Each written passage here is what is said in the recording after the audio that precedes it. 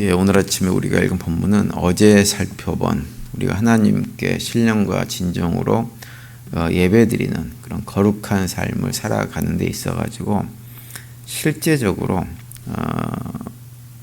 우리의 마음 안에 이 사랑을 품고 그 사랑을 가지고 어떻게 구체적인 일상의 삶 속에서 삶을 살아가야 되는지를 구체적으로 이렇게 좀 보여주고 있는 말씀이 오늘 우리가 읽은 본문 말씀의 내용입니다. 그래서 먼저 15절 말씀을 보시면 이렇게 말씀하죠. 즐거워하는 자들과 함께 즐거워하고 우는 자들과 함께 울라, 이렇게 말씀을 하고 있어요. 기뻐하는 사람들과 함께 기뻐하고 우는 사람들과 함께 울어라고 하는 거예요. 그런데 이제 어제도 제가 말씀을 드렸지만 우리 마음은 이 타락한 본성을 가지고 있기 때문에 기뻐하는 사람들과 함께 정말 기뻐해주고 슬픔을 당한 사람들과 함께 진심으로 울어주는 것이 쉬운 일이 아닙니다. 특별히 이제 그 사람 상대방이 나랑 평소에 좀 이런저런 인연이 있고 가까운 사람이면 그게 좀 가능해요. 그런데 나랑 인연도 별로 없고 인연이 없을 뿐만 아니라 심지어는 나와 악연으로 얽혀 있는 사람인 경우는 그 사람이 기뻐하는 것도 시큰둥하고요. 그 사람이 슬퍼할 일이 생기면 속마음이 어떤가요? 잘 됐다. 이런 마음이 우리 안에 새록새록 솟아오르는 것이 우리 인간의 연약함입니다. 세상에 속한 사람들하고 우리 믿음의 성도들하고 가장 큰 차이점은 무엇이냐 하면 세상 사람들은요, 자신들의 감정에 충실하다고 하는 거예요. 그래서 감정 가는 대로 합니다. 미운 사람들은 그냥 미워하고요, 자기가 좋아하는 사람들은 좋아합니다. 그런데 우리 믿음의 성도들은 하나님께서 뭘 요구하시냐면 자신의 감정을 뛰어넘으라고 요구를 하세요. 감정을 뛰어넘어 가지고 우리가 무엇을 하든지 그 행함의 기준이 무엇이냐면 우리의 감정, 느낌, 취향이 아니라 하나님의 말씀, 하나님께서 우리한테 이렇게 하라고 하는 그 말씀에 순종하는 것이 기준이 되기를 원하십니다. 그리고 하나님은 또 우리가 그렇게 그걸 기준으로 할 때 사실은 안 되잖아요. 그죠? 그 기준으로 아무리 하고 싶어도 잘 안 되는 우리를 아시기 때문에 성령 하나님께서 우리를 도와주신다고 분명히 말씀을 하고 있어요. 도와주셔서 할 수 있는 힘을 주신다고 하는 거죠. 그렇게 결단을 하기만 하면, 결단을 안 해서 문제인 것이지, 결단하면 힘을 주시는 분이세요. 마음의 소원도 주시고 행하게 하시는 분이세요. 그래서 우리가 주변에 평소에 좀 미워 죽겠는 사람이 있는데 그 사람이 기뻐할 일이 있으면, 또는 그 사람에게 슬픔을 당한 일이 있으면 내 느낌이나 감정은 절대로 따라가 주지 않지만 그래도 최선을 다해서 함께 기뻐해 주려고 노력하고 또 함께 슬퍼해 주려고 마음을 모아주는 것, 그것이 우리 믿음의 성도들이 해야 될 일입니다. 그것이 무엇이냐? 바로 사랑하는 거예요. 아가페 사랑을 나누는 것입니다. 그리고 또 16절에 보면 이렇게 말씀합니다. 서로 마음을 같이하여 높은 데 마음을 두지 말고 도리어 낮은 데 처하며 스스로 지혜 있는 채 하지 말라, 이렇게 말씀을 하고 있어요. 여기 보시면 서로 마음을 같이하여 라고 이렇게 말씀을 하고 있죠. 이것도 역시 참 우리가 안 되는 일 중에 하나입니다. 10사람이 모이면요, 10사람 다 마음이 같아요? 틀려요? 다 틀려요. 근데 우리가 이걸 실제적으로 인정을 해야 마음을 같이 할 수 있는 근거가, 출발점이 생깁니다. 우리가 교회에서 어떤 일을 하고자 할 때 서로 이렇게 어떤 일에 있어서 의견일치가 되는 경우가 많습니까? 의견일치가 안 되는 경우가 많습니까? 의견일치가 안 되는 경우가 훨씬 더 많이 있어요. 사람들마다요, 그 문제점을 바라보는 시각도 다르고 문제점을 어떻게 해결해야 되겠다고 하는 방법론도 다 다릅니다. 그래서 늘 의견 차이가 많다고 하는 것이 확인되어지고 그것 때문에 생각이 다르다고 해가지고 서로 갈등하고 다투는 경우들이 생겨요. 이게 우리가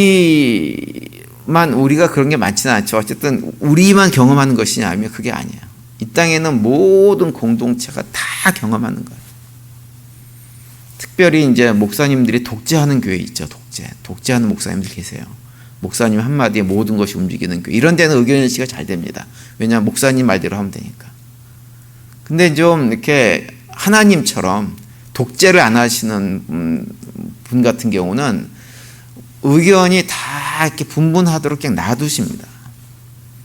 공산국가 이런 데는 뭐 북한 같은 데는 의견이 거의 100% 일치하지만 하나님은 그러한 분이 결코 아니에요. 그래서 16절에서 마음을 같이 하며 라고 하는 이 말씀을 하신다고 해가지고 우리가 교회에서 무슨 일을 할 때는 100% 마음이 하나 돼야 된다 이렇게 주장을 하면 안 됩니다. 사실은 교회 공동체에서 자꾸 마음이 하나 돼야 된다라고 주장하는 분들의 의견을 이렇게 가만히 그분들을 보면 무엇을 얘기하는 거냐면 자기 주장대로 하자는 거예요. 자기 주장대로. 그렇게 하면서 의견이 하나 된다라고 얘기하는 분들이 상당히 많이 있습니다.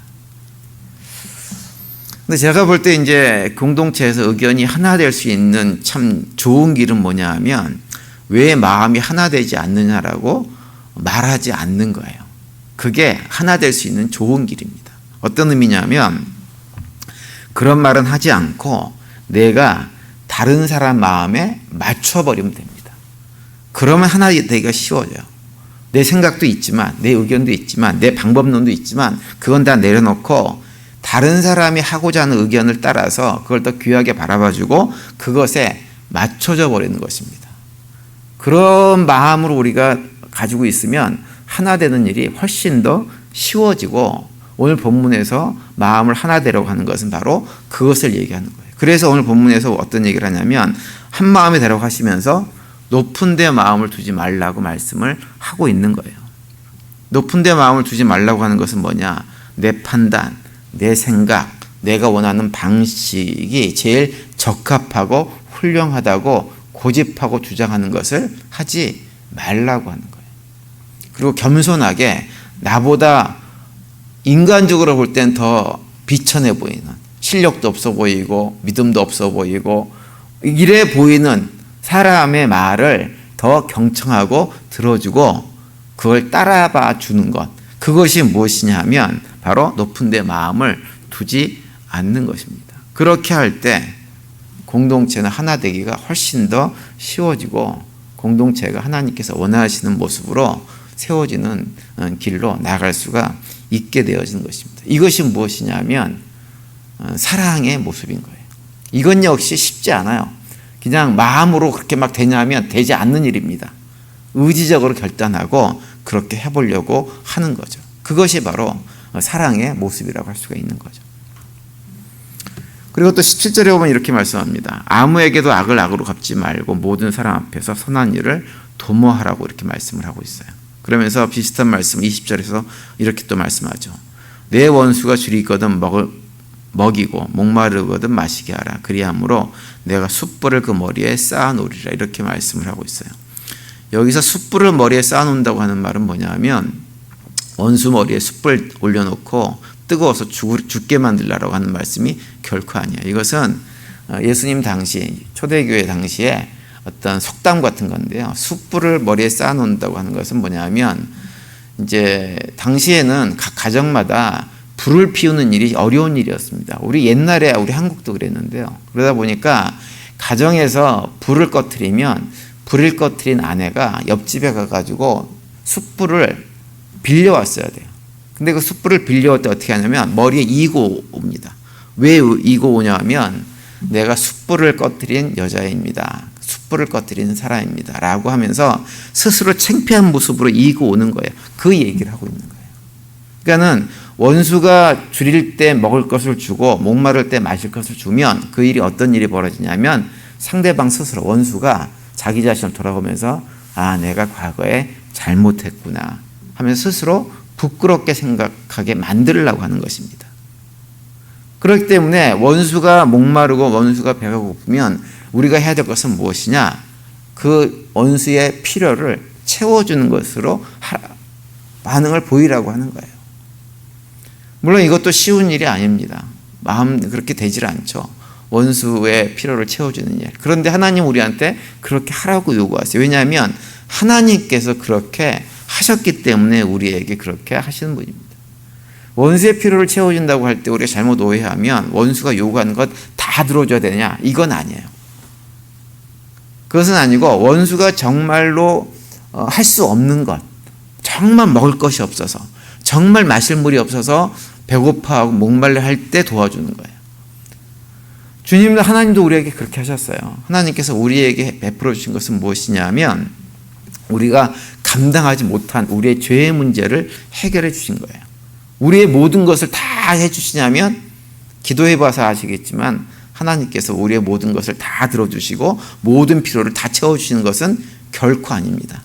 야, 이건 내가 너한테 힘을 줬으니까 너 스스로 해봐 라고 하시는 것이 훨씬 더 많으세요. 근데 정말 우리가 감당하지 못하는 죄의 문제, 이건 해결할 수가 없는 문제죠. 이것은 하나님께서 그 문제를 해결해 주시는 분입니다. 마태복음 5장 45절에 보면 이런 말씀이 있습니다. 이같이 한즉 하늘에 계신 너희 아버지의 아들이 되리니 이는 하나님이 그 해를 악인과 선인에게 비추시며 비를 의로운 자와 불의한 자에게 내려주심이라, 이렇게 말씀을 하고 있어요. 여기 보시면 하나님께서 어떠한 일을 하시냐면 악인과 선인에게 선인에게 해를 비춰주시고 비를 의로운 자와 악인에게 다 내려주신다, 이렇게 말씀을 하고 있어요. 해가 비춰지는 일, 비가 오게 하는 일, 이런 일들은 우리 인간들이 어떻게 할 수 있는 일이 전혀 안 됩니다. 감당이 안 되는 일이에요. 그래서 그런데도 불구하고 우리 인간들에게 너무나 필요한 일이에요. 생존을 위해서 반드시 필요한 일이죠. 그런데 하나님께서 그것을 아시기 때문에 하나님은 어떻게 하시느냐, 악인과 선인을 구분하지 않고 해와 비를 다 허락하시는 분이라고 하는 거예요. 하나님께서 우리가 하나님과 원수가 되었을 때 우리의 죄의 문제를 해결하지 못하고 우리 스스로 할 수 없다는 것을 아시기 때문에 우리가 하나님과 원수 되었을 때 그 문제를 해결해 주셨던 것처럼 우리도 오늘 본문을 통해서 하시는 말씀은 그렇게 살라고 하는 거예요. 그래서 악인들이 배고파하면, 악인들이 목말라하면 그들의 필요를 채워주는 것, 그것이 하나님께서 원하시는 것이, 그것이 바로 사랑이라고 말씀을 하고 있는 것입니다. 그리고 마지막으로 18절에 보시면 이렇게 말씀하죠. 할 수 있는 너희로는 모든 사람과 더불어 화목하라, 이렇게 말씀을 하고 있어요. 하나님은 우리가 서로 화목한 공동체를 세워나가기를 원합니다. 그런데 화목의 대상이 누구냐 하면 모든 사람과 더불어서 화목하라고 말씀하세요. 내가 좋아하는 사람만 하고만 화목한 관계를 만들지 말고 싫어하는 사람, 미워하는 사람, 심지어는 과거에 나에게 말할 수 없는 상처와 고통을 가져다 준 원수 같은 사람조차도 모든 사람과 더불어서 화목하라고 말씀합니다. 그러면서 하시는 말씀이 뭐냐면 그 화목의 주도권을 누가 지라고 말씀하시냐면 내가 져야 된다고 말씀하세요. 18절 맨 앞에 보시면 할 수 있거든 이라고 번역되어 있거든요. 그런데 이 표현을 좀 더 구체적으로 번역하면 뭐냐면 내가 할 수 있거든 이라고 하는 거예요. 내가 할 수 있거든, 화목하게 되는 주도권을 네가 지고 누가 됐든지 간에 모든 사람과 화목한 관계를 세워 나가라고 하는 거죠. 누군가 원수 맺고 누군가 나를 괴롭고 힘들게 하는 것, 그래서 불화가 되어지는 일들은 누군가의 책임에 따라서 되어질 수 있습니다. 내가 할 수도 있고 상대방이 할 수도 있어요. 그런데 화목하게 하는 것은 내가 주도적으로 할 수 있습니다. 왜냐하면 내가 나로 하여금 나와 불화가 만들어진 그 사람을 그냥 용서해버리면 얼마든지 화목의 관계는 만들어질 수 있는 것이기 때문에 그렇습니다. 그래서 예수님께서 우리에게 말씀하시기를 70번씩 7번이라도 용서하라고 말씀하시고, 그러한 본을 먼저 보이신 분이 누구냐 하면 바로 하나님이 예수님을 통해서 우리에게 그 본을 미리 보여주셨습니다. 이것이 바로 우리들이 감당해야 될 사랑의 내용들인 것입니다. 따라서 오늘 하루 또 살아가시면서 우리 모두가 삶의 자리에서 누가 됐든지 함께 웃어주고 울어주고 또 한마음이 되기 위해서 자기를 낮추고 원수가 있더라도 그들의 필요가 있다가 하면 채워주는 삶을 살아가시고 화평을 누리기 위해서 최선을 다하는 삶을 살아내는 우리 모두가 되시기를 간절히 바랍니다. 그래서 우리 모두가 다 하나님의 자녀로서의 모습으로 삶을 살아가시면서 그 가운데 또 하나님께 주시는 평강을 누리며 살아가는 복된 하루가 되시기를 간절히 축원을 드립니다.